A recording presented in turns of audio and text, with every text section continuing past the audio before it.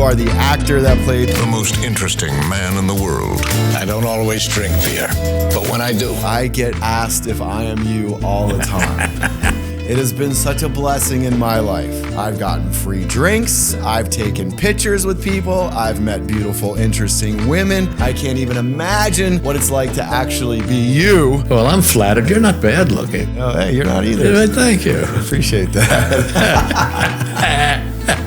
Is that how you first found out about CPI? I think it was my son, but somebody had told him stem cells. Then we decided to go right to the best. So we called you. So you're over there, you've been doing some treatments. I feel very good. I feel about 42. I love that. Yeah, let's try I to do get too. down to 32. You know? You're making a difference.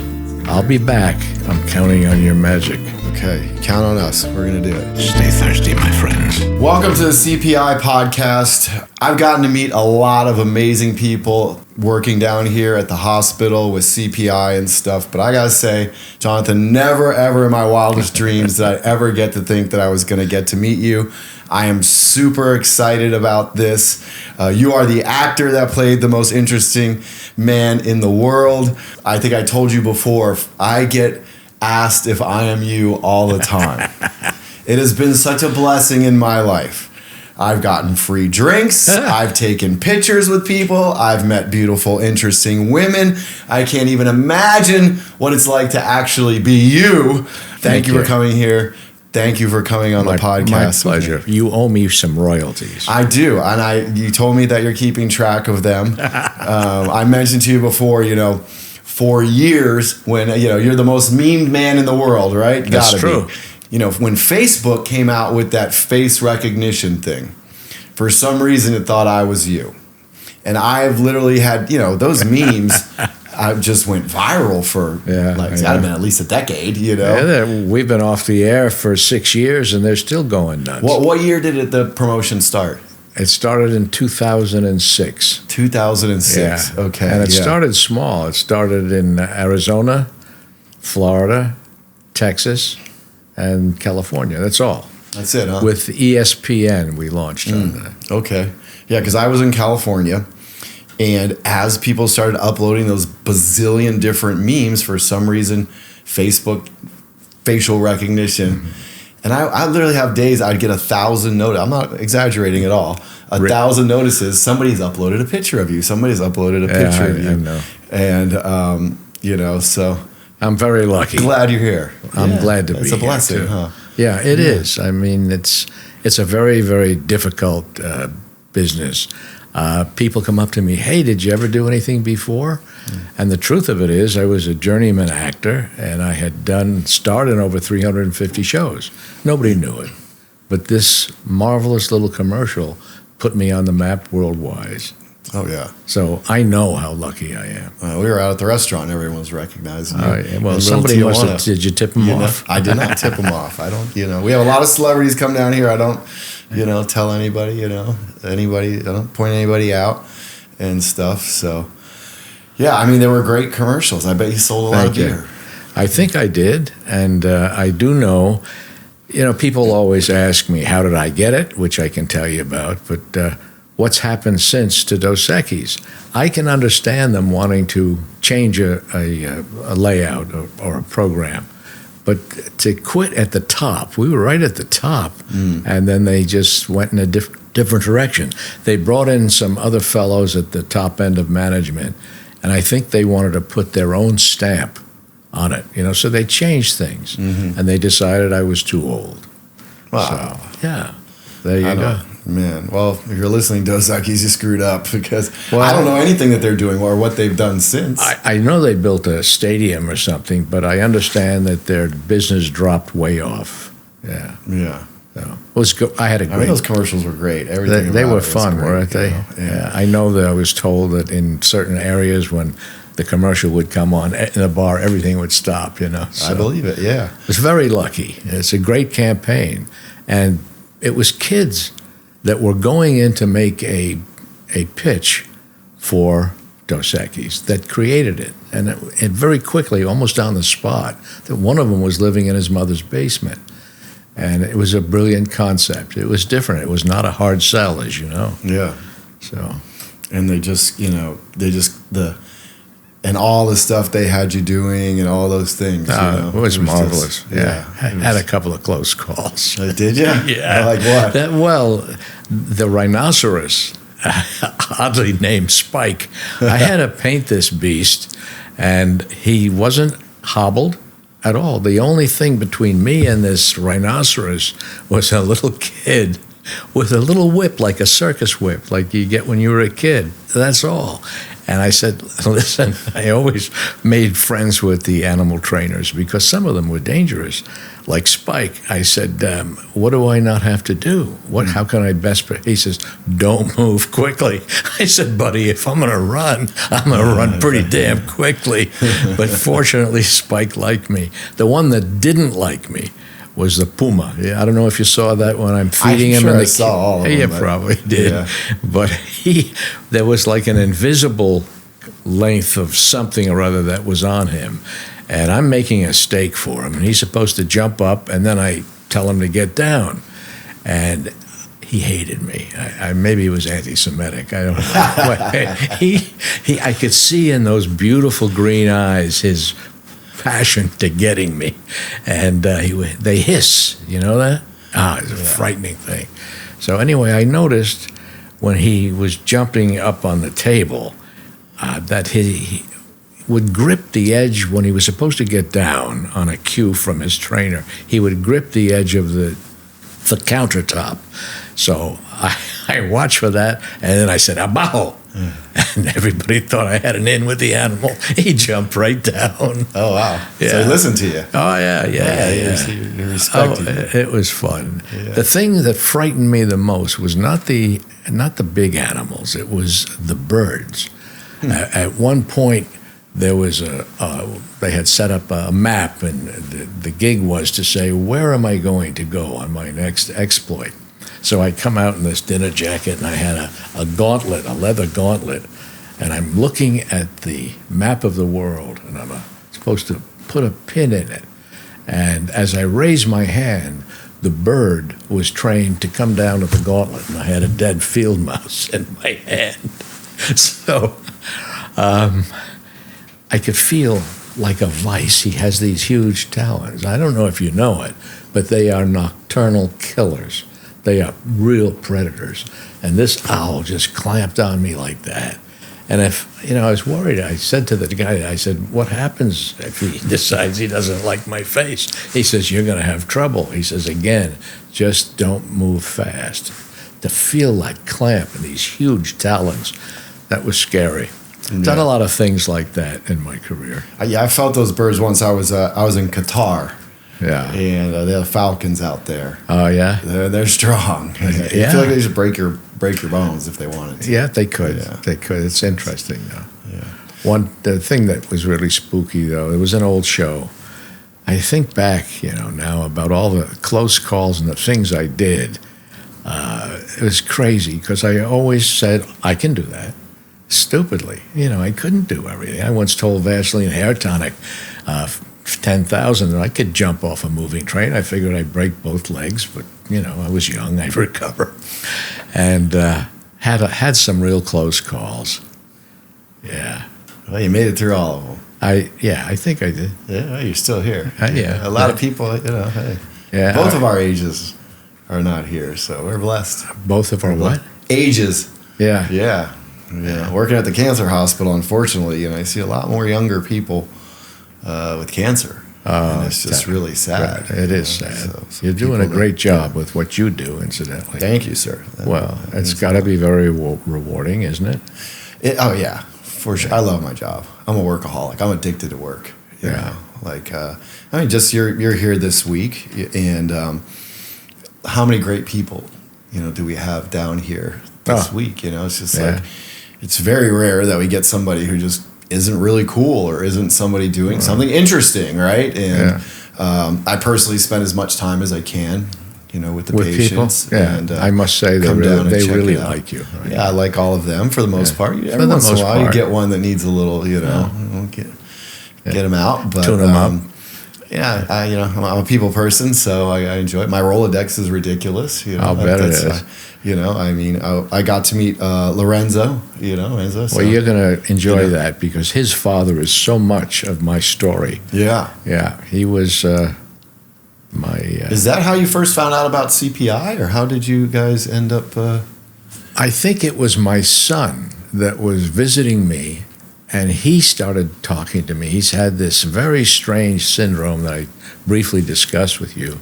He's had acute pain on one side of his body only for 16 years. Mm-hmm. We spent a fortune going to specialists on the East Coast, West Coast, pain specialists, all kinds of doctors, nothing. And the best ones, nothing helped. But somebody had told him, and I learned a little bit about it, about the stem cells and how they can help and they can regenerate, and in some cases they've done incredible things. So he's really the one that found out about it, and then we decided to go right to the best. So we called you, and I thank you for that. Oh yeah, of course. I mean, it was quite I thought that Lorenzo had told you about, because he was down here. It was amazing to meet him. I wish my mother was still alive, because she was like, had a crush on him, like every other woman back then, Yeah. And I had some amazing times with him, and he was the first one that said that he actually knew who you were. I had some other friends in town that were getting some fighters in town for stem cells. And people always call me you, right? So one of my friends, Gene, was like, I'm going to start a petition to Dos Equis that you should be the new most interesting guy, Well, and I was like, well, I actually know him. And everyone was like, what? You know what I mean? Yeah. And then, I don't know if you remember this or no, but Lola, who works for us, had reached out to you to make a video for me for my birthday. I didn't know that. Yeah. Did I do it? You did a great one. Yeah, it was amazing. No and I kidding. thought it was Lorenzo that had asked for the video. I got this video Do you from still have it? I do. I have it. Of course I'd love to see it. Yeah. And then, you DM me on Instagram, and I took a screenshot. I'm like, is this the real guy? And he's like, yeah, that's him. He's like, tell him I said hi. And I'm like, okay. Next thing you know, we're FaceTiming, and I started telling my friends, like, you're never going to believe who I FaceTimed with. They're like, why didn't you get a screenshot? I'm like, we're talking about people's health. It's rude to ask if you could get a screenshot, And now you're here. So that's awesome. And your son got a tough case, but I think we got a really good shot of helping him out. I hope so, because we've exhausted just about every other possibility. Yeah. But I've spoken to people like Lorenzo and that have had incredible results. Yeah. So why not? Here we are, and it doesn't hurt to try. No. And his case is very, very unique, but the symptoms that he's having and stuff are very similar to the issues that I had after my botched back surgery. And we do really well with that type of stuff. So I'm very hopeful. I'm confident, but we won't know. Well, we'll see. And every once in a while, you get some people, pretty rare, no matter what their condition is, their body just says, no, I'm not going to do anything with these stem cells. So we call it non-responder. But it's super rare. The technology of stem cells has come so far, so fast, especially like the last 5-8 years. I pray that it works. It gives him a relief. I mean, he's 42 years old, and every day of his life for 15, 16 years, he's had this debilitating pain. Yeah. So, and he's a smart kid. He researched stem cells, and he says, I want to do this. So here we are, and I thank you for it. Of course. Yeah. We'll see what happens. This is great. It's some perfect synchronicity, match made in heaven. Absolutely. Yeah. I get to meet both of you guys. We were chatting at dinner, we have a bunch, turned out we have some mutual friends. But we were having some mutual parties together, So it's funny how life, you get close, you're close. Yeah. You were there, I was there, and you know him, I know him, but it isn't till 15 years later you actually sit down and break bread and get to have dinner and help each other out. I've known Lorenzo since he was 12. Yeah. Yeah. And he's an interesting guy too, man. Very interesting. He is. I was excited to meet him and spend time with him, and boy, he got me hyped on flying helicopters. Oh, really? Yeah. You don't do that, or you Not have? yet, but I'm gonna. Jeez, it's got. I got a little ways to go. He's got before I get thousands and thousands of hours. there. Oh, and he does some of the most difficult helicopter flying there is. Oh, well. Yeah. Sure. So he's no joke. He's a pretty interesting guy too. I think so. Yeah. Love him. So. Yeah, he's a good kid. He says he's going to be moving maybe to Palm Springs. So that'd be amazing. He'll be closer. Yeah. Yeah. I didn't know that. He's like in Montana now or something? No, up near Seattle. Seattle. Okay. Lake. Sounds like. Don't give it out. You might have some stalkers. Yeah, that's right. Yeah. He'd get mobbed on stories. Still a good-looking guy. Yeah. So, yeah. Well, tomorrow's procedure day, and we'll see what we can do. We're going to get you. And you're going to give me cells some of the too. juice too. I'm looking forward to that. Yeah. Get both you guys feeling better and see how it goes. I hope so. You got to keep doing interesting stuff. Yeah. Yeah. Absolutely. I want to thank you for your book. Oh, and you're thank you for the welcome. nice things that you wrote on the side.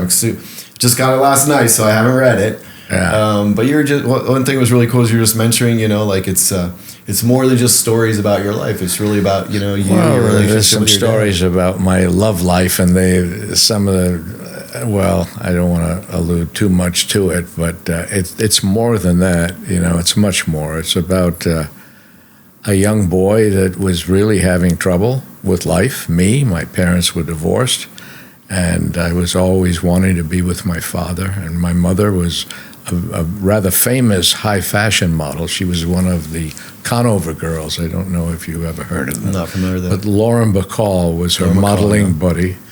And so my mother was preoccupied with that and not very occupied with me. So, and she had custody, and I just wanted to be with my dad. And it was a tough time for me. We moved, and I was always pulled away from him, and all I wanted to do was be with him and be like him.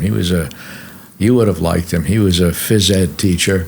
He spent his entire life working with kids in a slum area in Fort Apache in the Bronx, a very rough area. And he never looked upon himself as a very successful fellow.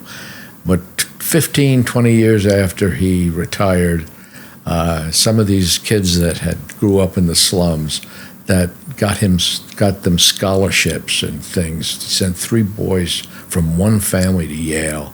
They gave him a testimonial dinner at a real swanky East Side restaurant. And my father, who was a very modest man, was very touched, and so was I. They, one by one, these kids that had absolutely nothing got up and testified how my father changed their life. He was quite a guy. He loved to take a drink. Hiram Walker was his drink, and was a joker. He would go down, and whenever he could, was playing pinochle with the janitors and some of the other teachers. And he decided that he was going to take his winnings and do something good with it. And he bought some uniforms for these kids, these slum kids that didn't have anything, didn't even have lunch money. And he decided that he was going to form a team. And he did. He called them Fort Tyrone Prep. In those days, the New York Times would follow high school, particularly coaches that were successful, and he was. He knew a lot of people, and everybody loved him. I sat on the Knicks bench when I was a kid. I met Jim Thorpe through my father. My father also managed a fighter. His name was, I think, Jerry Fitzsimmons. He was a contender, but he also drank a little too much because that's the only time he could really fight well, when he was loaded. Yeah. My father would get up and meet him at 6 o'clock in the morning before going to school, and they'd do 4 or 5 miles, and then go home and have a Tom Collins. That was their road work. But anyway, Fort Tyrone Prep was on a winning streak, so the New York Times started following them, and they went up and they were playing the JV team at Army. And one of the coaches, one of the referees, I should say, sees his son there, and the whole thing blew up. But it was great. He took these kids outside of Columbia University against those hallowed, ivy-covered walls, and this was Fort Tyrone Prep. These kids with nothing. It was a wonderful story. What was the sport? Basketball. Oh, basketball. Yeah, Okay. he coached. He was a track coach primarily, but he did football and basketball too. Yeah. He was a super guy and a great, great fisherman. And all I wanted to do was be with him when I was a kid. And I was bounced around between families, and it was tough.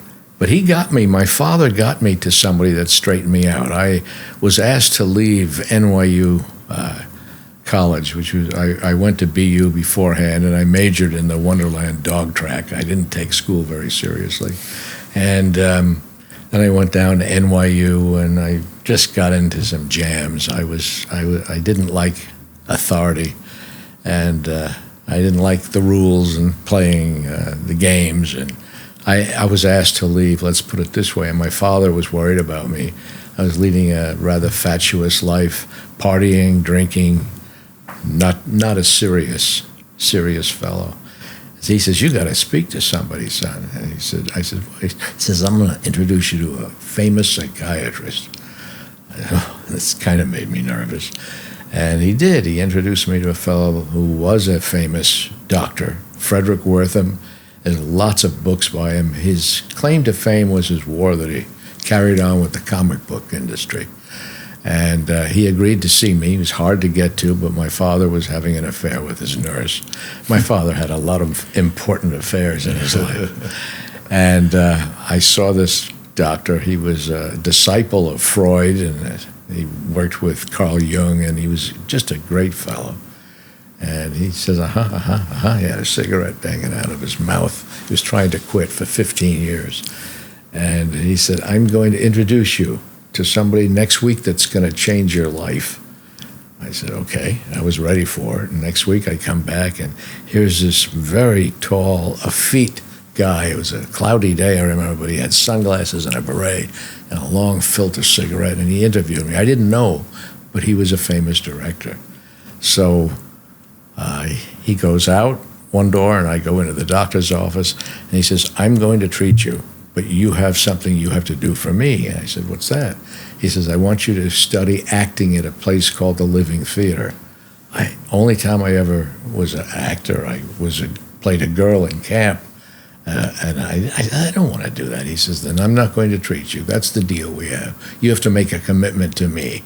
And I did, and I went down to the Living Theater on 6th Avenue, and it was a strange building. All the windows had colored gels in them and different lights, and go into this room, and here were this great bohemian crowd, some beautiful ladies, and I kind of looked around. I liked the atmosphere, and then the teacher said, "We're going to do an improvisation."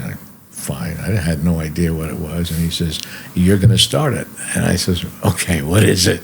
He says, "You're carrying a suitcase across the desert, and it's heavy. It's loaded with money and gold, and it's heavy. And your dilemma is, if you drop it, you can make it out for sure, out of the desert. But if you take it with you, you might not." So anyway, I threw myself into it, and for the first time in my life, I got an applause. So that started it, and then I got a scholarship at the neighborhood playhouse, and went on from there. Interesting, in the very beginning, I was 20, and by the time I was 21, I had worked and knew Tennessee Williams, Elia Kazan, Arthur Miller, and William Inge, the top people in the theater. And I said, "This is marvelous," and it seemed great, and I did a picture, and the producer said, "I want you to go out to California. I'm going to help you." I said, "Okay, fine, why not?" So I jumped in my little car, and I went out, and he says, "There's really opportunity there for you." Well, there wasn't. I drove a garbage truck for the first 6 months, and that's how I started in California. And I got called in one day. I don't want to monopolize this conversation, but I love the story. Yeah. I got called in one day to read for Vince Edwards. Remember that? Dr. Casey had hairy forearms. Yeah. And I think that's what set the women in America on fire. And he would, you do well. He never liked to learn his lines. He was always in a rush to get out to the track. And so he would write, if it was an appendectomy, he would write the lines on your stomach. I mean, he was not a serious actor. So anyway, I read, and I didn't read very well because I resented him. I was serious, even though I was driving a garbage truck. And I didn't like the fact that he didn't take it seriously. But there was an old man sitting in the back, and he was reading a script. He had his glasses on, and he was writing notes, and fade out on that. I didn't get it. Went back to the truck, and about 2 weeks later, I got a call to go out to Gunsmoke. Wonderful. I was from New York, so I didn't know. When we made the rounds in New York, we always had a dark suit on or something, so I had a dark suit in the back of the garbage truck and covered with a demi-glace of rat shit. And I sprayed myself, cleaned myself up, and I went in. And there were no people there in what I thought was the office, and I had always been used to cattle calls, just mobs. So I asked the secretary, I said, "Excuse me, is this the Gunsmoke office?" She says, "Yes, sir. Are you Mr. Lippy?" That was the name that I took from my stepfather till I was about 35 years old. And she says, I said, "Yes." And she says, "Well, here's the script." I said, "What are the sides?" In other words, the sides of what you're going to be reading as the audition. She says, "No, there are none. The role is yours. It's the lead role." Well, I never had a lead role in my life. Holy Moses. And she says, I said, "I just wanted to get out and call my father and say, Pop, I told you your investment was going to pay off." And I was ushered in to meet Mr. Daniels. And that was the old man that was sitting in the back when he must have liked it. So anyway, he said, "Son, are you at Liberty?" And I'm thinking, yeah, I'm driving a garbage truck. "Yes, sir." And he says, "Great, we're glad to have you." I said, "Me too." And I just wanted to get to the telephone. So I start walking out. He says, "Son, by the way, do you ride?" And I said, "Like the wind, without breaking stride." I'd never been on a horse in my life. My old grandmother took me on a pony, leading an old half-dead pony in Central Park. But I figured what I'd always do, I'd learn something. I'd find a way. I didn't know that the monsoons were coming, couldn't get a horse anyplace. Finally, an old Mexican gentleman had a horse that was leaning, I remember, against the wall. They were taking him to the glue factory. So I guess he didn't care. And he says, "Yeah," he said, "You're going to have dynamite." That's all I had to hear. Got up on the wrong side, thrown in the mud right in front of where the CBS executives eat. And I'm plodding around. The horse couldn't do anything. I didn't know what to do. 2 weeks later, and the whole time I'm sweating, I remember the script. Kyle, my character, vaults on the horse and gallops into the night. Oh my God! I couldn't get it. I couldn't get a horse that I could learn on. It's a brisk day now in October, and I go out to the Columbia Ranch, and I'm sitting there. I'm so worried about it, And I hear some noise, and there's a long tractor-trailer truck.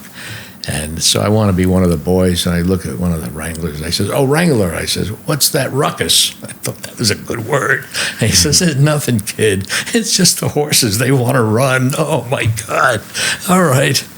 I get up. He calls me for the shot. I get up with their help, and I'm shaking. Like I'm supposed to be a tough gunslinger, All I want to do is stay on the horse. The horse takes off. They know, If you're not, oh, Jesus, he knew this boy wasn't ready for him. And he starts running away with me on the saddle. And everybody's yelling, "Turn him around." And I think I'm going to break this horse's neck. And the old man was standing right in the middle, where he set the shot up. And he would go like this. He says, "Like the wind." Jesus, that was my first real job in California. Gunsmoke was a big show. I ended up doing 16 episodes. Wow. And that's where I hurt my back, which is why I'm here with you. I fell off more horses, according to the National Enquirer, than anybody else in Hollywood. Off I went. The damn horses knew, man. They just knew that, yeah. They're like, "Oh, we got this New Yorker here. Oh, get this New York Jewish kid. Get him off. Get him off, and off I went. That's hysterical. Well, not the getting thrown off a horse part. Oh, no, sure. no. Yeah. Man, Hollywood's a heck of a place. You know what I mean? What? I said it's a heck of a place. Hollywood. It gets it's all so close but so far away. Yeah, It's cutthroat. It's cutthroat and it's so difficult and it's so formulaic. They usually don't want to take chances. If you notice, the same people almost work all the time. Same people on crew, behind the set. It's a family and it's hard to break through it. Yeah. So I eventually did, and I went on. People say, "Hey, did you ever do anything before?" Yeah, I was lucky. I starred in 350 shows over. But nobody remembers that. But then this marvelous commercial came along, and I tell you, I got very, very lucky. Well, it just hit so many generations. Yeah, the storyline and everything. I was getting off a bus in New York. I was there with my wife, and there's an old gentleman, immaculately dressed. He's getting off, and he sees me, he turns around, and he says, "Sonny," he says, "when I come back, I want to be you." So, yeah, it touched a lot of people, and a lot of elderly people, and as well as very young. It was a great campaign that was written by kids on their way into making a pitch. That's amazing. What are we going to do? I don't know. Come up with something, and they did. And many lives changed, including mine. Yeah. And mine. I guess it's like the trickle-down effect. Yeah. You know what I mean? You get to take... It's like Ronald Reagan trickle-down economy here, right there. I get a couple free drinks and some second looks and stuff. So, well, I'm flattered. You're not bad looking. Hey, you're not either. So thank you. I appreciate that. Hey, I'll take it. Anything I can get, I'll take these days. Yeah, won't we all? So you're over there, you've been doing some treatments, huh? Yeah. So did you start on your NAD today? Yes, I started yesterday with I guess they give you a gradual dose. Tester dose, yeah. Yeah, is that what it is? Yeah. Small number of people, maybe once a quarter we get someone that's allergic to it. That's all, huh? Yeah. I hear that's very powerful vitamins, yeah. Right? It's good stuff. It's really good stuff. Yeah. And that's a prelude before you give the stem cells. Is that right, or is it concurrent? It is in our protocol, for us. So, funny story is that, this wellness week that you and your son are doing was originally kind of designed for me because, after COVID, when we reopened, life was brutal. We had all this backlog of very sick cancer patients that weren't able to travel to see us. And they couldn't get care at home either because you could only go to the hospital if you had COVID, right? And so my business partners and I, we moved into the hospital. We lived in the hospital. Really? We wanted to be there 24 hours a day. The one I was in? The one you're in right now, mm-hmm. Yep. And I don't remember how long it was, but I worked like every day, all day for months and months, probably 6-7 months, to where I finally just hit a wall. And I just told everybody, I said, "Hey, I feel like I'm shutting down. Like I need to take a week off."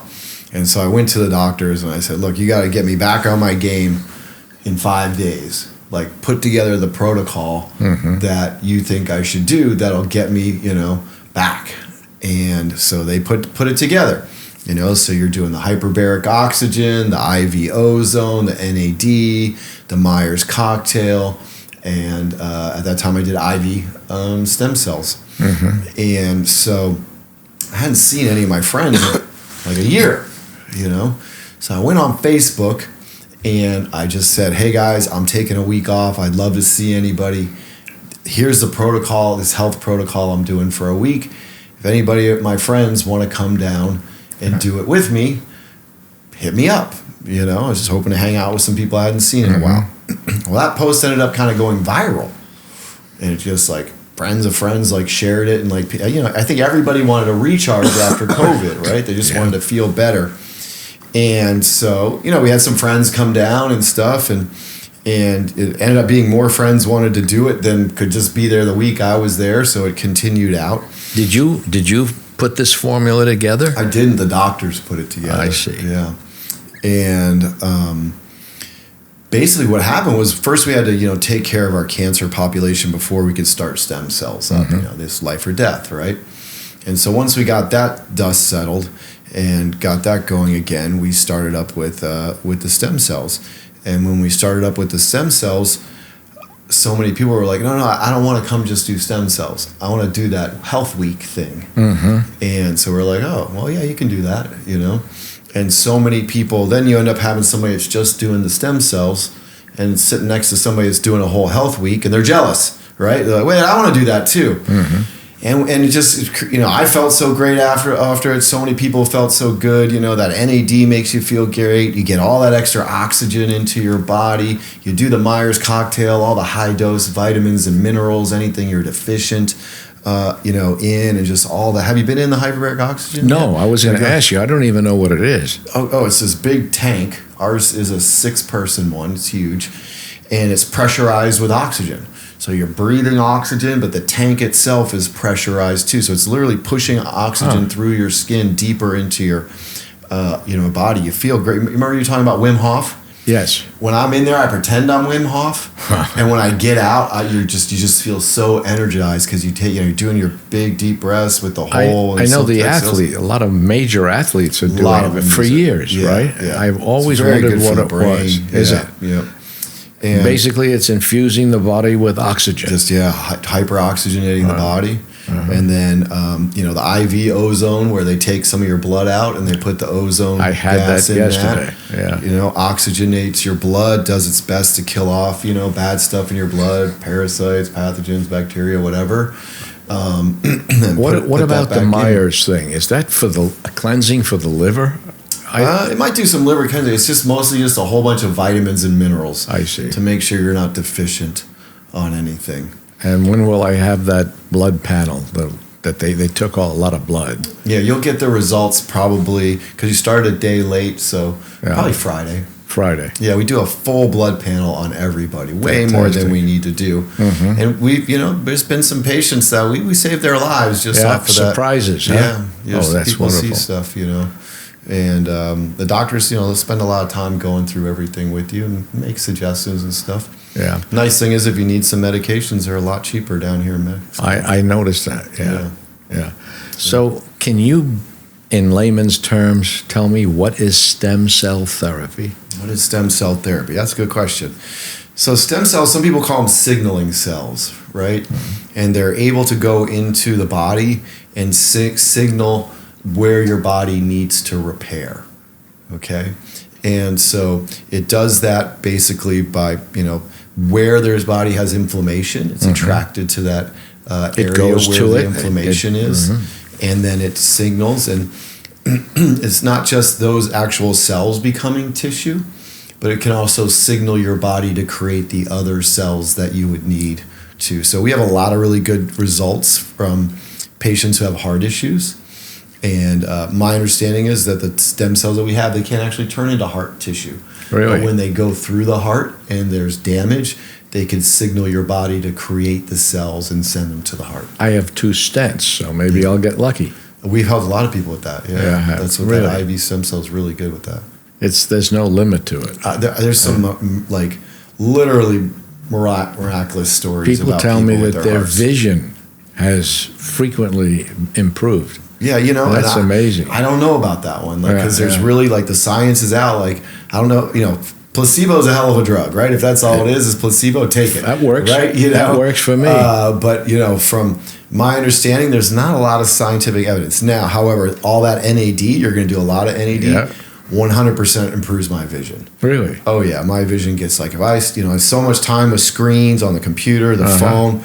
My eyes and the flying at the altitude messes with your eyes a little bit, That's hypoxia. Yeah. And I do a good dose of NAD, my vision's clear. That's fantastic. So, and you have that medication that you can take with you, right? We can. Yeah. Your you guys can clients. take it with you. Wow, that's terrific. So it's really good stuff. Right. If you got a friend that's like a nurse or a doctor or an ENT at home, you should definitely take some. Yeah. You're gonna feel great on Friday. Well, I feel pretty good right now. Yep. Get well hydrated from the IVs, the NAD, and just having all that, good vitamins and minerals in your body, plus all that oxygen. 3 deep dives in that hyperbaric is a lot. Most people just do 1 if they do any, let alone 3 back to back. Wow. Yeah. Terrific. I feel very good. I feel about 42. I love that. Yeah, Yeah, let's I try to do get you too. down to 32. You know? Okay. Yeah. I'm all for it. Me too. Absolutely. What's your next step? Oh, for us, our next step is we have a lot of big stuff coming this year. You know, first, you know, the hospital's almost finished, and we're going to start back up with our new cancer program. That's wonderful. We have a whole bunch of testing that's based mainly around for cancer patients to make sure your patients are getting the right diagnosis. A lot of patients are misdiagnosed, so then end up being mistreated. And there's a big meeting going on right now, about 7 or 8 PhDs on a brand new methylation and gene panel test that we're coming out with that really, you know, at the DNA level looks at how supplements are affecting you, how pharmaceuticals, how food, how your exercise, all of these different things to eventually be able to create like a workbook for a patient where they can look at it. And you know, we're really hoping that Robert Kennedy, he gets you know, his appointment here in the next couple of days. My business partner Ed has been in contact with the Maha people. We were just out there. Ed spoke at the Maha inaugural dinner, and I think he can bring some good change to the country and the health, and seeing how we can partner with them and start moving some of this stuff where it's more available and insurance pays for it in the United States. Yeah, we got to do something about the insurance. It's crazy. I always say people talk so much, you know, I don't love big pharma, but, you know, the big insurance controls more the actual treatment you get than big pharma. Really? You know, big pharma want to sell everything. You know, big pharma, they're holding back something they don't want to sell. Listen, they've had cures for diseases and they've held it back. Yeah. I know about that personally. Yeah. Yeah. And big, it's the keep you sick machine, I feel like sometimes, you know, rather than really, and that's you know, that's really what's different about what we get to do down here in Mexico, is we can really try to work our hardest to make people healthy. And you know, that's why I'm very grateful for having the privilege to get to do what we get to do down here. Well, you're doing a lot of just a you can see the San Diego border right there, right? Yeah. You know, you cross that border, you can't do any of this. You can't do it. It's ridiculous. That's all right. Yeah. But so land of the free over there. Yeah, right. For some. For some, for some, if you can afford to be free. Well, exactly. I applaud what you're doing. You're helping so many people, and you're making a difference.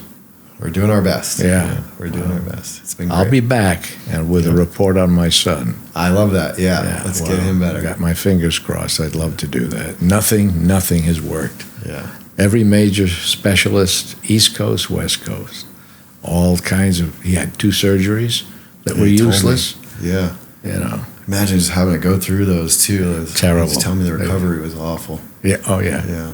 Yeah. Very debilitating. He's been without. He hasn't had a day without pain in almost 16 years. It's terrible. So I'm counting on your magic. Okay, count on us. We're gonna do it. Well, we're sure gonna try. We sure are. Yeah. You bet. Yeah. Well, thanks again for coming down here, John. It's been an honor to meet you. Super excited to see results for you and for your son, and see you back in 6 months. You will. Thanks, Scotty.